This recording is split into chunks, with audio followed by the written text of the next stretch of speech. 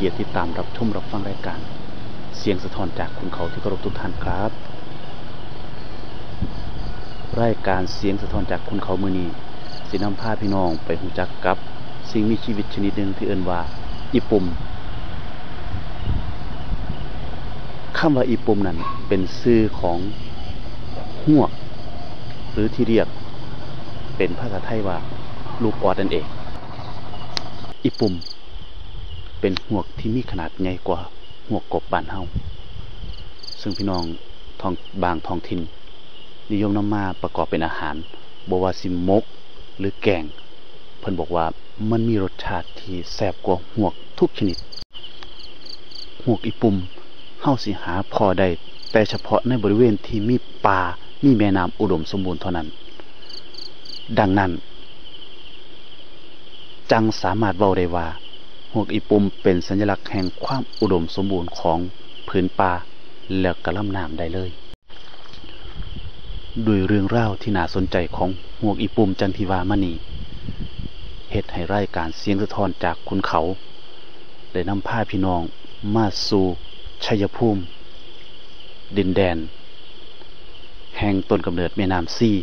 ซึ่งเป็นแหล่งที่อยู่อาศัยของฮวกอีปุ่มเพื่อที่สิได้เบิ่งได้เรียนรู้ชีวิตของฮวกอีปุ่มในเทื่อนี้ครับ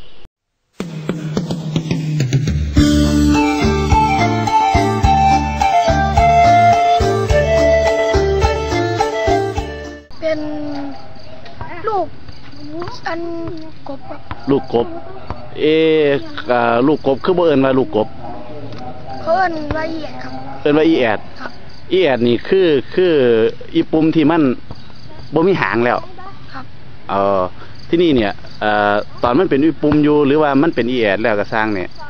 เฮาไทบ้านเฮาเนี่ยเอามันมาเฮ็ดอีหยังบ่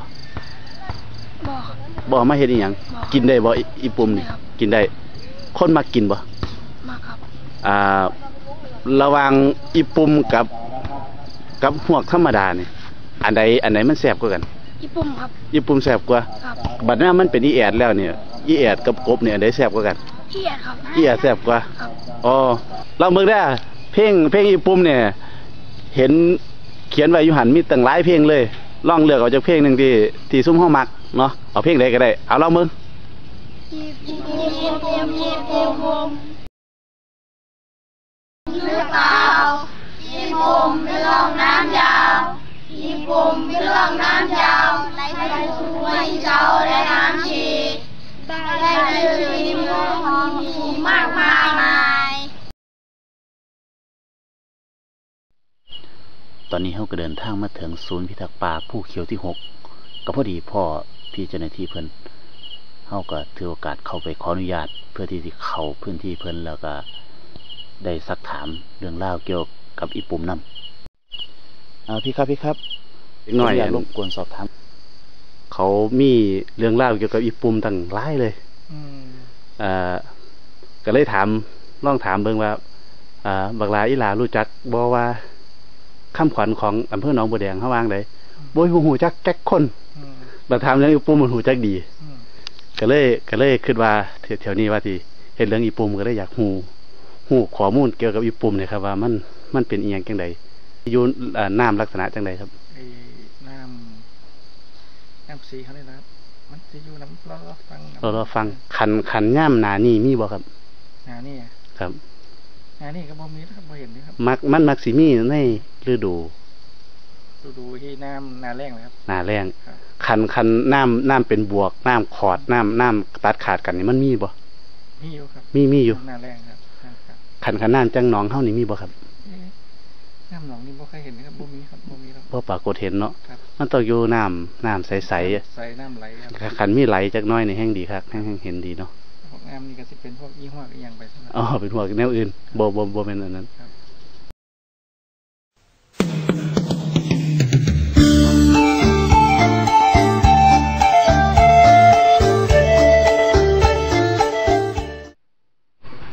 ได้เรียนรู้เรื่องเล่าเกี่ยวกับอีปุ่มมาพอสมควร3 มื้อกับอีก2 คืนของแถมที่ได้ตามมาก็คือว่าได้เห็นว่าชีวิตข ของคนบ้านโลนหม่องนี้ก็ยังสัมพันธ์แนบแน่นอยู่กับสิ่งแวดล้อมธรรมชาติที่อุดมสมบูรณ์เด็กน้อยนักเรียนป .5 ป .6 บ่ฮู้จักคำขวัญของอำเภอเจ้าของแต่สิ่งที่เขาฮู้จักตั้งแต่เด็กน้อยชั้นประถมขึ้นมาจนฮอดชั้นป .6 เลยฮู้จักเป็นอย่างดีคืออีปุ่มซึ่งเป็นสิ่งที่สัมพันธ์อยู่กับชีวิตของเขาเขาเห็นอยู่เป็นประจำเขาเห็นอยู่ซุมื้อซุเว้นอันนี้ก็เป็นองค์ประกอบส่วนหนึ่งเฮ็ดให้แตกต่างเป็นสิ่งที่หาเบิ่งได้ยากในยุคปัจจุบันซึ่งก็มีคำถามต่อว่าถ้าจังสั้นสิ่งแวดล้อมแบบใดกระบวนการแบบใดที่ครูในโรงเรียนที่พ่อแม่ผู้บัญญาได้นำมาใส่เพื่อที่สิให้ลูกหลานยังคงดำรงวิถีชีวิตแบบดั้งเดิมของเจ้าของอยู่ต่อไปซึ่งนั่นก็หมายความว่าเป็นอีกตอนหน้าที่ทางนั่นก็หมายความว่าในวาระอีกข้างหน้าทีมงานก็จะได้นำเสนอเรื่องราวเกี่ยวกับกระบวนการเกี่ยวกับปัจจัยที่จะส่งเสริมให้วิถีชีวิตของชนพื้นเมืองของพี่น้องคนท้องถิ่นยังคงดำรงอยู่ได้โดยบ่ถูกคุกคามจากภายนอกต่อไปครับ